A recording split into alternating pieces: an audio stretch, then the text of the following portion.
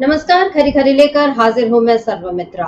महाराष्ट्र चुनाव का ऐलान कल हो चुका है। आपने सुना कि कल चुनाव आयोग ने किस तरह बताया कि महाराष्ट्र में 20 तारीख को मतदान होगा, 23 तारीख को नतीजे आएंगे। वहीं झारखंड में 2 चरणों में चुनाव होने की बात है और उसके भी नतीजे 23 नवंबर को आएंगे। यानी जो हलचल हम पिछले 1 महीने से जम्मू कश्मीर और हरियाणा में देख रहे थे, अब वही हलचल महाराष्ट्र और झारखंड में शुरू हो चुकी है। और इसके साथ ही हलचल इस बात की भी है कि किस राज्य में किसको जीत मिलेगी। इंडिया गठबंधन और एनडीए फिर से एक दूसरे के सामने है और इसके साथ ही मुख्यमंत्री कौन होगा, इस बात को लेकर तमाम कयास लगने शुरू हो गए हैं। झारखंड में फिलहाल इस बात को लेकर शांति है, क्योंकि वहां पर यह माना जा रहा है कि इंडिया गठबंधन की ओर से अगर जीत मिलती है तो वहां पर हेमंत सोरेन ही मुख्यमंत्री का चेहरा फिर से होंगे। एनडीए का पता नहीं, क्योंकि वहां पर तो कभी भी कुछ भी हो जाता है। बीजेपी की जिसकी मर्जी होती है वो उसको मुख्यमंत्री बनाती है और जब मर्जी होती है वो उसको हटा भी लेती है। अभी हरियाणा में आज ही नायब सिंह सैनी को जिस तरह विधायक दल का नेता चुना गया, वो अमित शाह के लिए एक बड़ी उपलब्धि मानी जा सकती है। लेकिन साथ ही साथ कहीं ना कहीं ये बीजेपी की कमजोरी को भी जाहिर करती है, क्योंकि ये पिछले हफ्ते रिजल्ट आ गए थे हरियाणा के, लेकिन पूरा 1 सप्ताह लग गया बीजेपी को ये घोषित करने में कि विधायक दल के नेता नायब सिंह सैनी होंगे, क्योंकि वहां पर अनिल विज जैसे नेता मौजूद थे जो पहले से ही अपनी दावेदारी ठोक रहे थे। उसके बाद बीजेपी ने अमित शाह और मोहन यादव को पर्यवेक्षक बनाया और उसके बाद आज जो विधायक दल की बैठक हुई, न जाने भीतर खाने जो भी बातचीत उनके बीच हुई होगी, लेकिन फाइनली अनिल विज ने नायब सिंह सैनी का नाम सामने रखा और नायब सिंह सैनी के लिए अब दूसरी बार मुख्यमंत्री की शपथ लेने का रास्ता साफ हो गया है। कल वो मुख्यमंत्री की शपथ लेंगे पद की, और आज उधर उमर अब्दुल्ला ले चुके हैं जम्मू कश्मीर में मुख्यमंत्री पद की शपथ। लेकिन महाराष्ट्र में 23 नवंबर को क्या सीन बनेगा, ये एक बड़ा सवाल है, क्योंकि आज एक ऐसी खबर आई जिससे ये पता चल रहा है कि एकनाथ शिंदे के सामने मोदी और शाह ने हथियार डाल दिए हैं। जी हाँ, ये बात इसलिए क्योंकि एकनाथ शिंदे मुख्यमंत्री तो हैं महाराष्ट्र के, लेकिन बड़ा सवाल ये उठ रहा था कि अब बीजेपी किस लिए एकनाथ शिंदे के साथ मिलकर और अजित पवार के साथ मिलकर चुनाव लड़ेगी, क्योंकि वहां पर क्या देवेंद्र फडणवीस फिर से इस बात के लिए राजी होंगे कि वो दोबारा उप मुख्यमंत्री ही बने। पहले एक बार मुख्यमंत्री बने हैं, उसके बाद फिर से उन्होंने दोबारा भी मुख्यमंत्री पद की शपथ ली थी। अजित पवार उप मुख्यमंत्री बने थे, वो सारा घटनाक्रम आप जानते हैं। लेकिन उसके बाद जिस तरह सत्ता से बेदखल होना पड़ा बीजेपी को, और फिर जब सत्ता में आने का मौका मिला तो देवेंद्र फडणवीस के हाथों से मुख्यमंत्री की कुर्सी जो है वो छीन ली गई और उन्हें उप मुख्यमंत्री बना दिया गया। अब फिर से वही नौबत आ रही है और देवेंद्र फडणवीस ये मान रहे हैं कि एकनाथ शिंदे के को ही मुख्यमंत्री का चेहरा बनाकर चुनाव लड़ा जाएगा। तो क्या इसका मतलब ये है कि मोदी शाह ने, बीजेपी ने शिवसेना शिंदे गुट के आगे घुटने टेक दिए हैं, क्या हथियार डाल दिए हैं, या ये मान लिया है कि शिवसेना शिंदे गुट ही वहां पर बड़ा भाई रहेगा और बीजेपी छोटे की भूमिका में रहेगी। अगर ऐसा ही था तो फिर उद्धव ठाकरे को मुख्यमंत्री बनाने में क्या हर्ज था। अगर ऐसा होता तो अब तक तो बीजेपी और शिवसेना का गठबंधन वहां आराम से चलता। लेकिन उद्धव ठाकरे के साथ जो व्यवहार किया, एकनाथ शिंदे शायद पहले ही समझ चुके हैं कि वो व्यवहार उनके साथ भी हो सकता है इसी वजह से उन्होंने कुछ ऐसा दबाव डाला हो, और अब जिसका परिणाम दिख रहा है कि मोदी शाह इनके आगे झुकते हुए दिख रहे हैं। तो क्या महाराष्ट्र में अब इसी तरह से एनडीए की सत्ता चलेगी? क्या एकनाथ शिंदे का कद अब देवेंद्र फडणवीस से हमेशा ही बड़ा रहेगा? इन तमाम सवालों पर आज हम चर्चा करेंगे, और इन सब के बीच एक अहम सवाल ये भी है कि अजित पवार क्या उप मुख्यमंत्री बने रहकर ही इस एनडीए में शामिल रहेंगे? ये सारे सवालों पर आज हम चर्चा करेंगे। हमारे साथ जुड़े हुए हैं अमलेंदु उपाध्याय जी। अमलेंदु जी नमस्कार, स्वागत आपका इस कार्यक्रम में। अमलेंदु जी, हरियाणा और जम्मू कश्मीर, इन 2 राज्यों का मामला तो सुलझ गया। मुख्यमंत्री पद की दोनों जगह आज शपथ हो गई, लेकिन अब चर्चा शुरू हो गई है महाराष्ट्र की, क्योंकि महाराष्ट्र में हमने देखा 5 सालों में 3 मुख्यमंत्री बन गए, 3 उप मुख्यमंत्री बन गए, सत्ता का बार बार हस्तांतरण हुआ, किस तरह से बगावत हुई। बहुत सारे जो किस्से हैं महाराष्ट्र की राजनीति में ऐसे जुड़ गए हैं जो पॉलिटिकल साइंस के विद्यार्थियों के लिए भी और एंटायर पॉलिटिकल साइंस आगे पढ़ने वालों के लिए भी बड़ा दिलचस्प रहेगा कि किस तरह सत्ता का खेल खेला जा सकता है। लेकिन यहाँ पर अब हम देख रहे हैं कि सत्ता के खेल में मोदी शाह जिस तरह से एकनाथ शिंदे के आगे झुकते हुए दिख रहे हैं, क्या ये 2 कदम पीछे हटकर कोई लंबी छलांग लगाने की तैयारी है? क्योंकि उद्धव ठाकरे के साथ जो व्यवहार किया था वो तो सब जानते ही हैं। अभी लेकिन जिस तरह से देवेंद्र फडणवीस ने कल ये जो रिपोर्ट कार्ड 2 सालों का पेश किया, एकनाथ शिंदे ने अपनी सरकार का, और उसमें तमाम उनके सहयोगी यानी देवेंद्र फडणवीस और अजित पवार थे, रामदास अठावले थे, सारे लोग थे। और उनके बीच में महाविकास अघाड़ी को खूब कोसते हुए उसको विकास विरोधी बताया, उसको गलत खबरों को फैलाने वाला बताया, बहुत सारे आरोप लगाते हुए अपना रिपोर्ट कार्ड पेश किया। और उसमें देवेंद्र फडणवीस ने ये कहा कि हमारे तो मुख्यमंत्री सामने बैठे हैं, उनका पता नहीं है। मतलब ये इस तरह की बातें जो हो रही हैं, क्या लगता है इससे अमलेंदु जी, क्या यहाँ पर मोदी, शाह ने, देवेंद्र फडणवीस ने एकनाथ शिंदे के आगे हथियार डाल दिए हैं? देखिए समिता जी, यहाँ दो चीज़ें हो सकती हैं। निश्चित तौर पे एक तो एकनाथ शिंदे के सामने झुक गए मोदी शाह, ये तो बिल्कुल समझा ही जा सकता है कि सामने झुके हुए हैं। और चूंकि एकनाथ शिंदे का ये जोर था कि मतलब एनडीए जो है वो इस बात की घोषणा करे कि वो एकनाथ शिंदे के नेतृत्व में ही चुनाव लड़ेगा, ये उनका जोर था काफ़ी ज़्यादा एनडीए के ऊपर, मोदी शाह के ऊपर।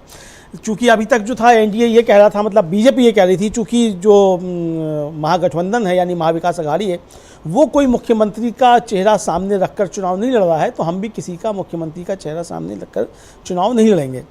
लेकिन समिता जी, जिस तरीके की खबरें आ रही हैं और जिस तरीके के बीजेपी के अंदरूनी सर्वे भी बता रहे हैं, और जिस तरीके से जो आरएसएस से जुड़े हुए पत्रकार समझे जाते हैं और जो उससे जुड़े हुए कुछ मुखपत्र समझे जाते हैं, मतलब पत्रिकाएं समझी जाती हैं, वो जिस तरीके की बातें कर रही हैं उससे ये साफ समझ में आ रहा है कि बीजेपी महाराष्ट्र में बहुत पिछड़ रही है। तो अब शायद ये भी हो गया कि चलो एकनाथ शिंदे की ये बात भी मान ली जाए कि हम तुम्हारा फेस रखकर चुनाव लड़ रहे हैं। और जिस तरीके से लोकसभा चुनाव में अजीत पवार के ऊपर ये जिम्मेदारी डाली आरएसएस से जुड़े हुए तमाम समाचार पत्रिकाओं ने कि लोकसभा चुनाव में जो बीजेपी को हार मिली वहाँ, उसके पीछे अजीत पवार कारण थे कि अजीत पवार की वजह से बीजेपी को नुकसान हुआ। तो अब लोकसभा चुनाव की तो जिम्मेदारी डाल दी गई, यानी मोदी जी की जिम्मेदारी नहीं थी महाराष्ट्र में अगर चुनाव हार रही है बीजेपी, तो अजीत पवार की जिम्मेदारी है, अजीत पवार की वजह से बीजेपी हारी। तो अब विधानसभा चुनाव में जब हारेंगे तो इस हार का ठीकरा अब एकनाथ शिंदे के सिर पे फोड़ा जाएगा और ये कहा जाएगा हम तो पहले ही कह रहे थे कि एकनाथ शिंदे का जो है वो चेहरा सामने रखकर नहीं लड़ो। फिर आरएसएस का कोई मुखपत्र जो है वो लिख देगा, कोई कमल संदेश नाम की कोई पत्रिका होगी या वो विवेक नाम की मराठी पत्रिका होगी, वो लिख देगी, पांचजन्य लिख देगा या ऑर्गेनाइजर लिख देगा कि आपने आरएसएस की बात नहीं मानी। आरएसएस तो पहले से कह रहा था कि एकनाथ शिंदे का सामना चेहरा रखकर चुनाव मत लड़ो, एकनाथ शिंदे का चेहरा सामने रखकर चुनाव नहीं लड़ा होता तो बीजेपी जीत जाती। इस तरह की बातें फिर लिख दी जाएंगी, यानी फिर बीजेपी जो है वो नरेंद्र मोदी का चेहरा बचाने की कोशिश करेगी। तो हो सकता है ये एक रणनीति भी हो, लेकिन फिलहाल तो ये लग ही रहा है कि एकनाथ शिंदे के सामने मोदी शाह ने हथियार डाल दिए हैं, क्योंकि एकनाथ शिंदे ये बात मनवाने के लिए सफल हो गए हैं कि मुख्यमंत्री पद का चेहरा एकनाथ शिंदे ही होंगे। और अगर धोखा से या किसी भी तरीके से सरकार बन जाती है तो फिर जिस तरीके से नायब सिंह सैनी को आज मुख्यमंत्री बनाना पड़ा है बीजेपी को, अपने तमाम नेताओं के विद्रोह को और उनके दरकिनार करते हुए, तभी बीजेपी के सामने मजबूरी हो जाएगी एकनाथ शिंदे का नाम रखा जाए। लेकिन इसका समिता जी दूसरा रिएक्शन भी हो सकता है, एकनाथ शिंदे का सामने रखकर चेहरा अगर इन्होंने कोशिश की है ये कुछ बताने की कि साहब उद्धव ठाकरे के उसमें कुछ वोटों में सेंध लगाई जा सकेगी, तो इसका रिएक्शन भी हो सकता है जो बीजेपी को काफ़ी ज़्यादा नुकसान पहुंचा सकता है और ज़्यादा।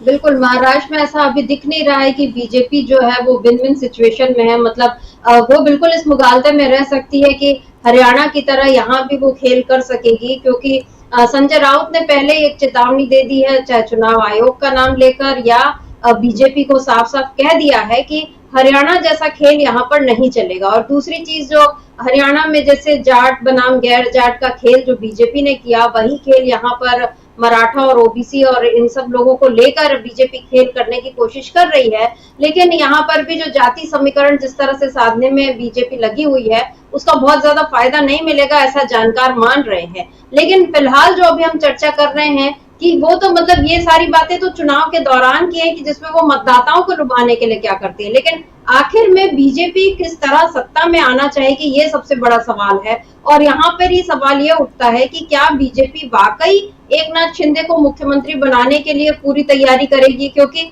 अगर ऐसा रहता कि उसी के बहुमत से सरकार बनती होती तो फिर वो बिल्कुल एकनाथ शिंदे को सामने नहीं रखती। लेकिन यहाँ पर ये दिख रहा है क्योंकि लोकसभा चुनाव में भी जिस तरह का नुकसान बीजेपी को हुआ, तो उससे समझ में आ रहा है कि एकनाथ शिंदे को साथ लेकर चलना अभी उसकी मजबूरी है। और एकनाथ शिंदे के बारे में कल जो देवेंद्र फडणवीस ने कहा उसको मैं सुना भी देती हूँ, और उसका एक ट्वीट है वो भी हम दिखा दें अगर। बहरहाल देवेंद्र फडणवीस ने कहा कि मुख्यमंत्री एकनाथ शिंदे सरकार के प्रमुख हैं और इसी सरकार को सामने रखकर हम चुनाव में जा रहे हैं। चुनाव के बाद शिवसेना अध्यक्ष एकनाथ शिंदे, एनसीपी के अध्यक्ष अजित पवार और हमारा संसदीय बोर्ड इस पर फैसला लेगा।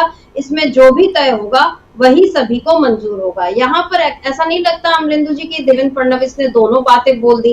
एक तो वो ये बोल रहे हैं कि इस सरकार को सामने रखकर हम चुनाव में जा रहे हैं, दूसरी बात वो ये बोलते हैं कि जो संसदीय बोर्ड जो फैसला लेगा वो सबको मंजूर होगा। अब सवाल यह है कि संसदीय बोर्ड में अजित पवार और एकनाथ शिंदे तो रहेंगे, लेकिन बीजेपी के जो लोग रहेंगे उनको क्या ये बात मंजूर होगी? क्या यहाँ पर ऐसा नहीं लगता कि देवेंद्र फडणवीस कोई खेल करना चाह रहे हैं एकनाथ शिंदे के साथ साथ, और अजित पवार को भी इसमें सावधान हो जाने की जरूरत है? क्योंकि उनका भी एक जो बयान आया कि जब उनसे ये पूछा गया कि ये जो मुख्यमंत्री के चेहरे की बात है इस पर आप क्या सोचते हैं, तो उनका ये कहना था मैं इस पर टिप्पणी करके कोई नया विवाद नहीं खड़ा करना चाहता। हमारा पहला लक्ष्य यह सुनिश्चित करना है कि महायुति को अधिकतम सीटें मिले। यहाँ भी वो दोनों बातें बोल रहे हैं। तो ये जो दोनों तरीके से कि चित भी मेरी पट भी मेरी, क्या लगता है आपको कि बीजेपी क्या इसके जरिए जनता को ये बता सकेगी कि नहीं महायुति में सब ठीक है? क्योंकि दोनों नेता, तीनों नेता इस तरह से बात कर रहे हैं कि हमको ये भी चाहिए और वो भी चाहिए लेकिन सब ठीक है। क्या लगता है आपको अमरिंदु? देखिए समिता जी, एक तो जैसा मैंने कहा शुरू में कि ये एक तरीके से कहा जाए ये हार जो है वो एकनाथ शिंदे के गले में डालने की कोशिश है एक तरीके से, कि अगर हारेंगे तो एकनाथ शिंदे हारेंगे और जीतेंगे तो फिर संसदीय दल तय कर लेगा कि संसदीय बोर्ड तय करेगा कि कौन मुख्यमंत्री बनेगा कौन मुख्यमंत्री नहीं बनेगा। भाई जब आप ये कह रहे हैं कि मुख्यमंत्री हमारा सामने बैठा हुआ है, हम इसके चेहरे पर चुनाव लड़ने जा रहे हैं, तो जिसके चेहरे पे आप चुनाव लड़ने जा रहे हैं तो अगर आपकी सरकार बनेगी तो वही मुख्यमंत्री बनेगा ना। इसका मतलब सीधा सीधा ये, तो देवेंद्र फडणवीस को सीधे सीधे घोषणा करनी चाहिए कि एनडीए ने तय कर लिया है कि अगर सरकार बनती है तो एकनाथ शिंदे ही मुख्यमंत्री बनेंगे। इस तरीके की घोषणा करनी चाहिए। इस तरीके की घोषणा देवेंद्र फडणवीस भी सीधे सीधे नहीं कर रहे हैं, और केंद्रीय नेतृत्व ने जो बीजेपी का उसने तो किसी हाल में कोई घोषणा नहीं की है कि एकनाथ शिंदे ही बनेंगे, तो उनको नहीं दिया है। तो ये एक तरीके से एकनाथ शिंदे के साथ अभी से ही खेल करना इन्होंने शुरू कर दिया, इसको ऐसे भी आप समझ सकती हैं। हालांकि एकनाथ शिंदे एक तरीके से कहा जाए वो सार्वजनिक तौर पर ये कहलवाने में कामयाब हो गए हैं कि चेहरा अभी जो है वो एकनाथ शिंदे ही हैं। और समिता जी, आपको याद होगा कि जब पिछला विधानसभा चुनाव हुआ था उससे पहले जब शिवसेना के साथ इनके सीटों का बंटवारा हुआ था, तालमेल हुआ था, उस समय ये उद्धव ठाकरे ने आरोप लगाया था कि अमित शाह ने उनसे वायदा किया था कि आप अभी कम सीटों पर लड़ लीजिए, जब सरकार बनेगी तो 2.5 साल का दोनों का मुख्यमंत्री होगा। और इसी वायदे को लेकर, अमित शाह के वायदे को लेकर उद्धव ठाकरे के साथ बीजेपी का गठबंधन टूटा था। उद्धव ठाकरे अलग हो गए थे कि आपने जो वादा किया था उसको वादा पूरा कीजिए और पहले मुख्यमंत्री हमको बनाइए। अब देखिए समिता जी की राजनीति किस तरीके से खेल खेलती है और किस तरीके से कभी कभी आपके दांव जो होते हैं वो उल्टे पड़ते हैं। यानी बीजेपी ने अपना सबसे पुराना और सबसे विश्वस्त सहयोगी शिवसेना जो था उसको खुद से दूर कर लिया, और इतना दूर कर लिया कि वो आज सबसे बड़ा प्रतिद्वंदी आपका बनकर खड़ा हुआ है। और आपको सारी चीज़ें जो करनी पड़ती हैं वो इसलिए करनी पड़ती हैं कि किसी तरीके से उद्धव ठाकरे को नुकसान पहुंचाया जाए, और उद्धव ठाकरे जो भी कुछ करते हैं वो आपको नुकसान पहुंचाने के लिए करते हैं। और आप देखिए कि किस तरीके से राजनीति में खेल होते हैं कि जिस उद्धव ठाकरे को मुख्यमंत्री ना बनने देने के लिए आपने सारे 3-5 किए और उद्धव ठाकरे आपसे अलग हुए, और आपकी मजबूरी देखिए कि आपको उसी शिवसेना से टूटकर आए हुए एकनाथ शिंदे को मुख्यमंत्री ना सिर्फ बनाना पड़ता है, सरकार पूरी चलवानी पड़ती है तोड़ने के बाद, और सिर्फ सरकार नहीं चलवानी पड़ती है, आपका मुख्यमंत्री उसी सरकार में उप मुख्यमंत्री बन जाता है। और वो उप मुख्यमंत्री आज प्रेस कॉन्फ्रेंस में घोषणा कर रहा है कि एकनाथ शिंदे हमारा चेहरा है और हम इनके चेहरे पर चुनाव लड़ रहे हैं। अगर आपको एकनाथ शिंदे के चेहरे पर ही चुनाव लड़ना था, अगर आपको एकनाथ शिंदे को ही मुख्यमंत्री बनाना था, तो उद्धव ठाकरे को मुख्यमंत्री बनाने में बीजेपी को क्या परेशानी थी? क्या इस बात का जवाब अमित शाह या नरेंद्र मोदी दे सकते हैं कि आखिर ऐसी क्या मजबूरी थी कि आपने अपना 28 साल पुराना विश्वस्त सहयोगी, जिसके कंधे पर चढ़कर आपने 28 साल तक राजनीति की थी, महाराष्ट्र में आपका प्रवेश उसी शिवसेना के कंधे पर चढ़कर हुआ था, बाला साहब ठाकरे जो आपके सबसे ज़्यादा विश्वस्त सहयोगी समझे जाते थे, नरेंद्र मोदी को प्रधानमंत्री बनवाने में उन बाला साहब ठाकरे की बड़ी भूमिका है, आपने आखिर उन बाला साहब ठाकरे के पुत्र उद्धव ठाकरे के साथ ऐसा विश्वासघात क्यों किया? क्या नरेंद्र मोदी, उद्धव ठाकरे और अमित शाह ये कुछ बताने की स्थिति में आज हैं? यह बड़ा सवाल अब खड़ा हो गया अगर आप एकनाथ शिंदे के नाम पर चुनाव लड़ने जा रहे हैं। फिलहाल एकनाथ शिंदे खुश हो सकते हैं कि उन्होंने मोदी शाह को झुका लिया है, क्योंकि मोदी शाह के वहाँ जो प्रतिनिधि हैं देवेंद्र फडणवीस, उनको एक घोषणा करनी पड़ रही है कि आप उनके चेहरे पर चुनाव लड़ रहे हैं। बिल्कुल, मोदी शाह झुक रहे हैं, लेकिन असली सवाल वही यही बचा हुआ है कि क्या ये झुकना जो है, झुककर कदम खींचने वाली बात तो नहीं है, क्योंकि ऐसा होता है। मतलब महाराष्ट्र में तो खैर शिवाजी के साथ जो अफजल खान ने करने की कोशिश की थी, जिस तरह से, मतलब ये जिसको पीठ में छुरा भोंकना या जिसके कंधों पर चढ़े आखिर में उसी को धक्का दे देना, ये सारे खेल बीजेपी ने बहुत ज्यादा किए हुए हैं। इसीलिए एकनाथ शिंदे अगर अभी इस बात को लेकर खुश हैं कि उनको मुख्यमंत्री का चेहरा आखिरकार घोषित कर दिया गया, तो इसके साथ ही कहीं ना कहीं वो उनको सतर्क भी हो जाना चाहिए, क्योंकि इधर बीजेपी अध्यक्ष चंद्रशेखर बावनकुले, उनका भी एक बयान आया है, वो मैं आपको सुना देती हूँ। नागपुर में थे और वहां पर उन्होंने एक इंटरव्यू में ये कहा कि जिस तरह भाजपा ने गठबंधन बनाए रखने के लिए रियायतें दी हैं, उसी तरह मुख्यमंत्री एकनाथ शिंदे को भी लचीलापन दिखाना चाहिए, और ये दृष्टिकोण उन सीटों पर चुनाव लड़ने के लिए महत्वपूर्ण है जिन्हें भाजपा बनाए रखना चाहती है। ये चंद्रशेखर बावनकुले कह रहे हैं कि मुख्य पार्टी होने के नाते बीजेपी को सीटों का बड़ा हिस्सा होना चाहिए। और फिर जब केंद्रीय गृह मंत्री अमित शाह ने एक बार ये टिप्पणी की थी कि बीजेपी शिंदे की शिवसेना के साथ गठबंधन करने के लिए मुख्यमंत्री पद छोड़ देगी, मतलब अगर आगे भी हमको ये गठबंधन जारी रखना है तो शिंदे मुख्यमंत्री बने रहेंगे, ये संकेत कहीं अमित शाह ने कभी दिए थे। इस टिप्पणी पर जब उनसे सवाल जवाब मांगा गया तो बावनकुले ने कहा कि शाह और शिंदे के बीच हुई चर्चा की बारीकियां उन्हें नहीं पता, लेकिन मुख्यमंत्री की भूमिका का जो महत्व है उसको वो स्वीकार कर रहे हैं। अब ये सारी बातें एक्चुअली अमलेंदु जी मराठी में, क्योंकि ज्यादातर ये सारी चीजें हुई हैं, खबरें भी मराठी में ज्यादा आ रही हैं, तो हम उसका यहाँ पर हिंदी अनुवाद इसलिए हमने यहाँ पर सुनाया एक तरह से। लेकिन यहाँ जो चंद्रशेखर बावनकुले जो कह रहे हैं, एक तो रियायतों वाली बात, क्योंकि आज ही अजित पवार और देवेंद्र फडणवीस और एकनाथ शिंदे, ये खबर है कि आज ये आ रहे हैं दिल्ली और सीट बंटवारे पर चर्चा होगी, ऐसा माना जा रहा है।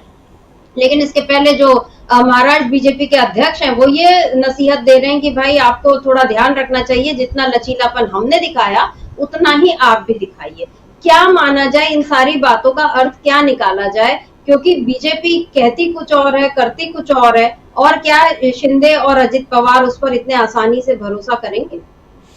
देखिए समिता जी, एनडीए में विश्वास का संकट पैदा हो गया है बहुत ज़्यादा। ना तो एकनाथ शिंदे भरोसा कर सकते हैं बीजेपी पर, ना बीजेपी भरोसा कर पा रही है एकनाथ शिंदे और अजित पवार पर, ना अजित पवार भरोसा कर रहे हैं बीजेपी पर और ना एकनाथ शिंदे पर। यानी ये अविश्वास की खाई जो है वो एनडीए में साफ तौर पर दिखाई पड़ रही है। बीजेपी को ऐसा लगता है कि अगर अजित पवार को कुछ ज़्यादा सीटें दे दी चुनाव लड़ने के लिए, और कहीं ऐसी स्थिति बन गई कि अजित पवार खेल करने की स्थिति में हो, तो अजित पवार तुरंत एनडीए छोड़कर चले जाएंगे इंडिया गठबंधन के साथ। इसी तरीके से अगर ऐसी स्थिति रही कि बिना एकनाथ शिंदे के काम नहीं चल रहा हो, तो ऐसे में एकनाथ शिंदे ये बार्गेनिंग करेंगे कि मुख्यमंत्री फिर उनको ही बनाया जाए, और अगर नहीं बनते हैं तो एकनाथ शिंदे भी फिर लौट के घर चले जाएंगे। इधर एकनाथ शिंदे ये समझ रहे हैं कि अगर ऐसी कोई स्थिति बनी कि एकनाथ शिंदे थोड़ा कमज़ोर पड़ते हैं, तो बीजेपी फिर उनके साथ खेल करेगी, और वही खेल करेगी जो उसने उद्धव ठाकरे के साथ किया था, यानी दूध में से मक्खी की तरह निकालकर एकनाथ शिंदे को निकालकर फेंक देगी। अजीत पवार को लग रहा है कि अगर कोई ऐसी स्थिति बनी कि मैं कमज़ोर थोड़ा सा पड़ा, तो बीजेपी के चूँकि मुखपत्र वो लिख रहे हैं कि साहब इनकी वजह से नुकसान हुआ, तो फिर ये कहेंगे कि इनकी वजह से नुकसान हुआ, मुझे निकाल कर बाहर कर दिया जाएगा और ये सरकार बना लेंगे। तो ये एक विश्वास का संकट पूरा एनडीए में साफ तौर पर दिखाई पड़ रहा है। तीनों जो है एक दूसरे पर भरोसा करने के लिए तैयार नहीं है, जबकि इंडिया गठबंधन जो अभी तक जो दिख रहा है वो साफ तौर पर दिख रहा है कि उनमें इस तरीके का कोई लफड़ा नहीं है कि कौन मुख्यमंत्री बनेगा कौन मुख्यमंत्री नहीं बनेगा, या किसको कितनी सीटें मिलनी है क्या नहीं मिलनी है। तमाम नेताओं के उनके सबके इंडिया गठबंधन के बयान आ चुके हैं कि हमारा सीट शेयरिंग का फॉर्मूला लगभग तैयार हो चुका है, जो थोड़ी बहुत सीटों पर रह गया वो फॉर्मूला तैयार हो जाएगा, और सबने अपने अपने नेताओं से कह दिया कि इसमें नहीं पड़ना है कौन मुख्यमंत्री बनेगा कौन नहीं बनेगा। चुनाव के बाद ये तय होगा कौन मुख्यमंत्री बनेगा कौन मुख्यमंत्री बनेगा। पहला लक्ष्य ये है कि जो बीजेपी की सरकार चल रही है, गुजरात की जो सरकार चल रही है, इस गुजराती सरकार को हटाना है। ये मतलब इंडिया गठबंधन के तमाम नेताओं के बयान साफ तौर पर आ रहे हैं समिता जी। तो समझा जा सकता है कि वहाँ सब कुछ ठीक ठाक है और सीटों के बंटवारे को लेकर कोई किसी तरीके की मतभेद नहीं है, जबकि एनडीए में यह खुलकर सामने आ रहा है कि तीनों जो हैं वो एक दूसरे पर भरोसा करने पर लिए तैयार नहीं है। बिल्कुल, क्योंकि एनडीए में विश्वास का संकट जो आपने ये जो बात कही है बहुत गंभीर बात है, क्योंकि राजनीति जो है यानी ये सत्ता की राजनीति अगर उसमें विश्वास नहीं हो तो वो किस तरह के हालात पैदा होते हैं, ये हम लोगों ने कर्नाटक में भी देखा, महाराष्ट्र में भी देखा, मध्य प्रदेश में भी देखा, तमाम राज्यों में हम देख रहे हैं। और खासकर तब से जब से मोदी जो है केंद्र की सत्ता में आए हैं उसके बाद राज्यों की सरकारें जो अस्थिर होना शुरू हुई है। पहले होता था कि एक आध दो राज्यों में इस तरह की नौबत आती थी, लेकिन अब तो ऐसा लगने लगा है कि कौन से राज्य की सत्ता 5 साल चलेगी या नहीं चलेगी ये मोदी ही तय करेंगे, शाह तय करेंगे, क्योंकि उनको जिसको बनाए रखना होता है वो उसको सत्ता पूरी चलाने देते हैं, और जहां नहीं बनाए रखना होता है वहां पर वो पूरे खेल करते हैं। महाराष्ट्र, कर्नाटक, मध्य प्रदेश, गुजरात, हर जगह हमने देखा है। मतलब गुजरात में तो उनकी अपनी सरकार है, फिर भी जिस तरह से पूरे मुख्यमंत्री और कैबिनेट को ही हटा दिया, मध्य प्रदेश में यही काम किया, हरियाणा में यही काम किया, हर जगह वो इस तरह का खेल कर सकते हैं। तो महाराष्ट्र में भी ये खेल आगे जारी रहेगा, ऐसा डर अभी से लग रहा है। बहरहाल 288 सीटों पर जो चुनाव होना है उसमें बीजेपी ने अभी ये मांग, मतलब उसकी जो मांग है कि वो 150 सीटों तक वो अपनी चाहती है, 140 से 150 सीटें, जबकि शिंदे शिवसेना ने मतलब वो माना जा रहा है कि वो 80 सीटों पर लड़ेगी, और एनसीपी अजित पवार को 40 से 55 सीटें मिल सकती हैं। ये अब आज शाम तक शायद तय हो जाए और घोषणा हो जाए, लेकिन ये बीजेपी का खेल है। उधर देवेंद्र फडणवीस की एक और अहम टिप्पणी ये थी, जब उन्होंने ये जो सीएम के चेहरे की बात हो रही है, अपने सीएम की तो बात उन्होंने कह दी, लेकिन उसके साथ साथ महाविकास अघाड़ी पर वो ये तंज कस रहे हैं कि महाविकास अघाड़ी सीएम चेहरे की घोषणा इसलिए नहीं कर रही क्योंकि उन्हें नहीं लगता कि चुनाव के बाद उनका सीएम आएगा। हमें मुख्यमंत्री के चेहरे का ऐलान करने की कोई जरूरत नहीं, क्योंकि हमारे सीएम यहीं बैठे हुए हैं, और मैं पवार साहब को चुनौती देता हूं कि वो मुख्यमंत्री पद के लिए अपने नाम का ऐलान करें। अब सवाल यह है कि उन्होंने पवार साहब को क्यों चुनौती दी, ये नाना पटोले को या उद्धव ठाकरे को वो ये चुनौती क्यों नहीं दे रहे हैं। पवार साहब को शायद वरिष्ठ होने के नाते, और शरद पवार ने तो वैसे भी कल परसों उनका एक बयान आया था जिसमें उन्होंने ये कहा था कि मैं अभी काम करता रहूंगा, मेरे को जो बूढ़ा समझ रहे हैं तो वो समझते रहे, लेकिन मैं काम करता रहूंगा। शरद पवार अपना दम दिखा रहे हैं। यहाँ देवेंद्र फडणवीस ने जो ये आरोप लगाया कि महागठबंधन अपने सीएम चेहरे का ऐलान क्यों नहीं करता, तो क्या यही सवाल बीजेपी से नहीं किया जा सकता था? क्योंकि अभी हमको नहीं मालूम झारखंड में या इसके पहले हरियाणा में, मतलब ठीक है नायब सिंह सैनी का नाम तो था, लेकिन उसके साथ साथ जितनी चर्चाएं चल रही थी, तो फिर बीजेपी खुलकर क्यों नहीं बोल सकी तब कि नहीं नायब सिंह सैनी रहेंगे और बाकी लोग चुप हो जाओ, ऐसा तो बीजेपी नहीं बोल सकी। अब यहाँ पर जिस तरह का तंज जो कसा जा रहा है, लेकिन यही महाविकास अघाड़ी जो आपने कहा कि वो एकदम क्लियर है इस मामले में। उद्धव ठाकरे ने भरे मंच से बोल दिया कि आप जिसका नाम लो मैं उसके लिए तैयार हूँ। उधर संजय राउत ने अभी दशहरा रैली में ये कहा कि आपको तो यहीं से अभी मुख्यमंत्री पद की शपथ लेनी है। तो अमलेंदु जी, हम क्या माने कि कांग्रेस भी कोई ऐसा दावा नहीं कर रही है कि उसकी ओर से कौन सीएम का चेहरा रहेगा। हालांकि बहुत सारी खबरें ऐसी बनाई जा रही हैं जिसमें ये दिखाया जा रहा है कि महाविकास अघाड़ी में सीएम के चेहरे को लेकर मतभेद है, जबकि मतभेद कहीं नहीं है। जब उद्धव ठाकरे बोल दिए, जब शरद पवार बोल दिए, तो फिर मतभेद की बात ही नहीं रह जाती। यहाँ पर जो संजय राउत ने जिस तरह साफ साफ कह दिया कि उद्धव ठाकरे आपको तो यहीं आकर अभी शपथ लेनी है, क्या लगता है आपको, क्या इंडिया गठबंधन ही इस बार सरकार बनाएगी और बीजेपी के ये जो शिंदे गुट और पवार गुट ये सब जो है अपनी अपनी हसरतें लेकर घर बैठेंगे? देखिए समिता जी, अगर देवेंद्र फडणवीस ये कह रहे हैं कि हमारा मुख्यमंत्री यहाँ बैठा है, हमें चेहरा घोषित करने की आवश्यकता नहीं है, तो इसको इस की तरीके से लिया जाना चाहिए कि देवेंद्र फडणवीस ने घोषणा कर दी है कि शिंदे ही चेहरा है। ये तो एक तरीके से बिल्कुल साफ है। अगर शिंदे चेहरा है तो फिर आपको मुख्यमंत्री शिंदे को बनाना पड़ेगा। ऐसा नहीं हो सकता कि अभी मुख्यमंत्री आप कह दें कि हमारा यहाँ बैठा हुआ, उसके बाद फिर आप जाके अगर सरकार बन जाए तो किसी दूसरे को बनाए। लेकिन आप देखिए समिता जी, जिस समय वो घोषणा कर रहे हैं देवेंद्र फडणवीस ये, और वो हम चाहेंगे कि अगर वो ट्वीट हो हम लोगों के पास, जो ANI न्यूज़ एजेंसी है उसने ट्वीट किया अंग्रेजी, तो हाँ, ये ट्वीट आ गया है। आप देखिए इस समय इनका चेहरा जो है, आप देखिए एकनाथ शिंदे का कितना गमगीन लग रहा है, और उतना ही गमगीन जो है चेहरा वो लग रहा है इनका अजित पवार का। जी, और ये देखिए वो ये ट्वीट है, ये रहेगा कि Maharashtra deputy CM Devendra Fadnavis says Mahavikas Aghadi is not announcing the CM face because they don't think their CM can come after the elections. We don't need to announce the CM's face, our CM is sitting here. I challenge Pawar Saheb to declare their face for the CM post. तो ये जो चुनौती दे रहे हैं पवार साहब को, ये चुनौती फडणवीस साहब जो खुद स्वीकार क्यों नहीं कर रहे हैं कि मोदी जी आकर के कहें कि हमारा अगला चीफ मिनिस्टर जो है वो एकनाथ शिंदे ही होगा, या अमित शाह आकर घोषणा करें कि हमारा अगला चीफ मिनिस्टर एकनाथ शिंदे ही होगा, जैसा कि नायब सिंह सैनी के लिए घोषणा कर दी गई थी हरियाणा में। जबकि जो अपने एकनाथ शिंदे वो कह रहे हैं कि हरियाणा की तरह ही महाराष्ट्र में किया जाना चाहिए। अभी उनका हरियाणा चुनाव के बाद तुरंत बयान था कि जैसा हरियाणा में हुआ ऐसा ही महाराष्ट्र में होना चाहिए। अब वो उन्होंने किस संदर्भ में कहा, लेकिन उसका प्रतिध्वनि जो वो निकल रही है वो यही निकल रही है कि जिस तरीके से आपने हरियाणा में नायब सिंह सैनी के नाम पर चुनाव लड़ा, उसी तरीके से मेरे नाम पर यहाँ चुनाव लड़ रही है। और आज एक तरीके से मतलब जब देवेंद्र फडणवीस कह रहे हैं कि हमारा चीफ मिनिस्टर यहाँ बैठा हुआ है, तो एकनाथ शिंदे का चेहरा ये साफ तौर पर समझा जा सकता है कि एकनाथ शिंदे ये कह रहे हैं या समझ रहे हैं कि इन्होंने ये मेरे नाम की घोषणा तो कर रहे हैं मगर ये दिल से नहीं कर रहे हैं। इसका मतलब ये मुझको बलि का बकरा बनाना चाहते हैं, ये शायद एकनाथ शिंदे समझ रहे हैं। उनकी फेस रीडिंग जो वो साफ तौर पे बता रही है, चेहरा उनका साफ तौर पे बता रहा है, और अजीत पवार का भी चेहरा साफ तौर पे बता रहा है कि क्या होने जा रहा है महाराष्ट्र में।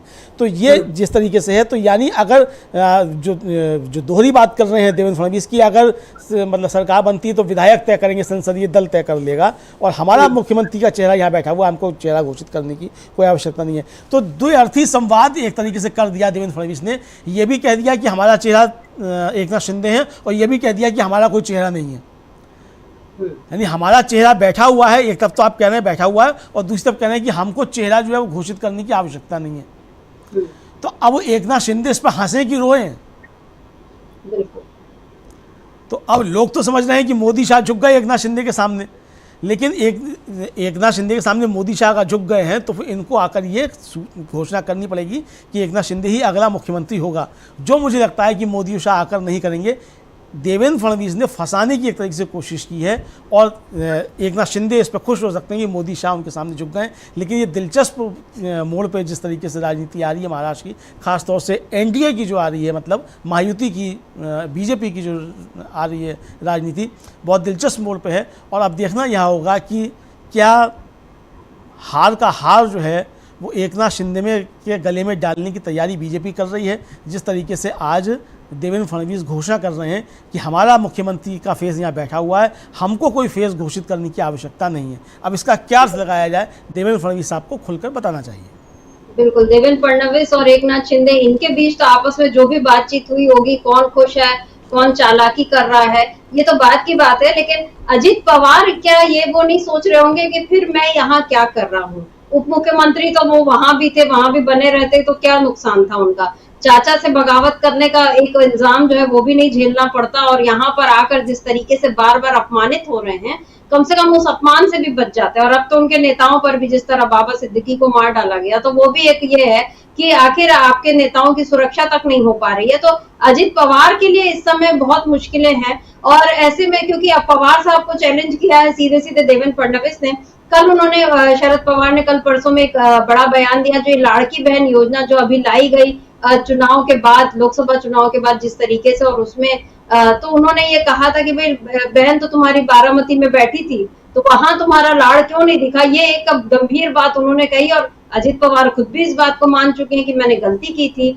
बहरहाल ये जो लाड़की बहन योजना, इसको लेकर एक महाराष्ट्र सरकार के खिलाफ याचिका भी दायर की गई है, और जिसमें तथ्य दिए गए हैं कि सरकार ने इसके लिए प्रति साल 46,000 करोड़ रुपए के खर्च का अनुमान लगाया, और उसे पूरा करने के लिए रिजर्व बैंक ऑफ इंडिया से 3,000 करोड़ रुपए का कर्ज लिया है। और ये योजना जो है राज्य की वित्तीय स्थिति को और नाजुक कर देगी, और उसका राजकोषीय घाटा 3% से लेकर 4.6% तक पहुंच जाएगा। यानी जिस योजना को बार बार अभी बहुत एकनाथ शिंदे इस योजना को बहुत प्रमोट कर रहे हैं, बीजेपी बहुत प्रमोट कर रही है, ये बता रहे हैं कि हम महिलाओं को कितना सशक्त कर रहे हैं, लेकिन उस योजना के कारण महाराष्ट्र को किस कदर कर्ज में डुबोया जा रहा है, और जो उसका विकास पर असर पड़ने वाला है। क्योंकि अभी हमने देखा कि महाराष्ट्र में किस तरह के जो शिवाजी की मूर्ति गिरने का प्रकरण हुआ, या ये जो जिस तरह से वहां की सड़कों का जो हाल हो चुका है, तमाम जो धारावी प्रोजेक्ट को लेकर जो सवाल उठ रहे हैं, तो इस सब को लेकर और जो गुजरात की तरह मतलब उसके इशारों पर महाराष्ट्र में काम करने का आरोप तो लग ही रहा है।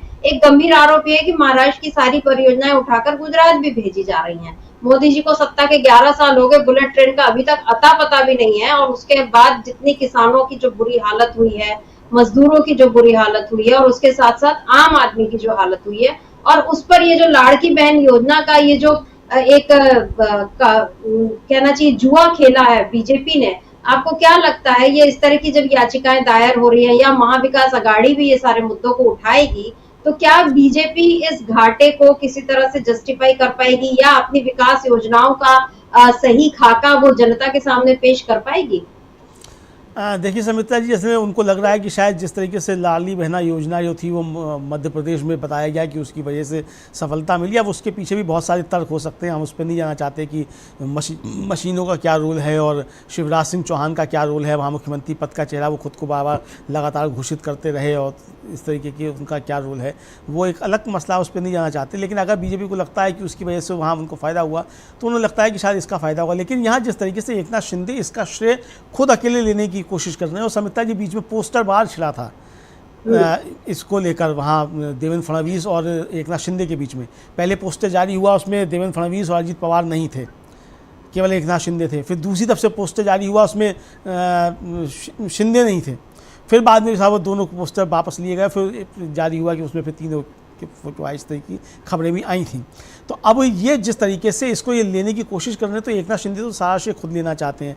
जिस तरीके से उन्होंने ताबड़तोड़ फैसले लिए, अगर इस लाडली बहन योजना जिस तरीके की है, इसका श्रेय अगर लेना चाहती है बीजेपी भी साथ मिलकर एकनाथ शिंदे के, तो फिर मदरसा शिक्षकों को 6,000 से 16,000 का जो वेतन किया गया है, इसका भी श्रेय बीजेपी को लेना चाहिए एकनाथ शिंदे के साथ।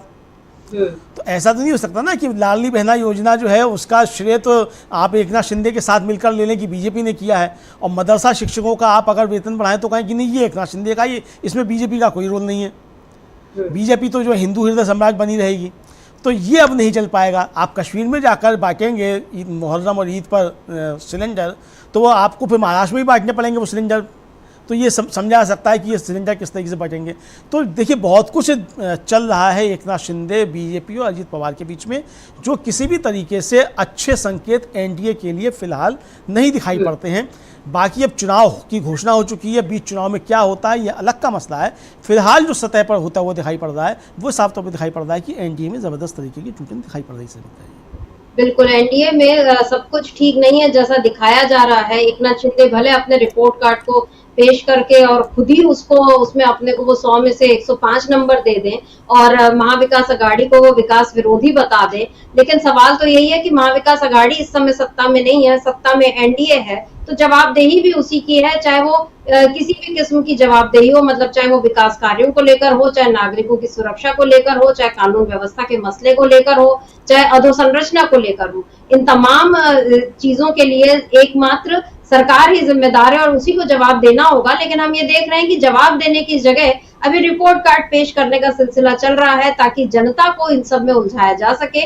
लेकिन जनता भी अब इतनी समझदार है कि वो सारी चीजों को देख रही है, परख रही है। इस बीच अब ये जो देवेंद्र फडणवीस ने एक नया शिगुफा ये छेड़ दिया कि उन्होंने ये कह दिया कि एकनाथ शिंदे ही सीएम का चेहरा होंगे, और इस तरह खुद की दावेदारी तो उन्होंने पीछे ले ली। लेकिन सवाल बना हुआ है कि अजित पवार ऐसे में क्या करेंगे, और उससे भी बड़ा सवाल ये कि क्या बीजेपी शिवसेना के मुख्यमंत्री को बनाए रखने के लिए ही चुनाव में अपनी सारी ताकत लगाएगी, सारी मशीनरी को झोंकेगी। क्योंकि जब अगर ऐसा ही करना था तो फिर उद्धव ठाकरे के साथ उसने फिर ऐसी नाइंसाफी क्यों की, ये सवाल अभी इसका जवाब भले बीजेपी दे न दे, आने वाले वक्त में कभी न कभी तो उसको इस सवाल का जवाब देना ही होगा। तो अमलेंदु जी, आज इस चर्चा को हम यहीं खत्म करते हैं। आपका बहुत बहुत शुक्रिया, और शुक्रिया आप तमाम दर्शकों का जो आप हमारे साथ जुड़े और आपने इस चर्चा को ध्यान से सुना। आगे भी आप बने रहिए डीबी लाइव के साथ और देखते रहिए डीबी लाइव। नमस्कार।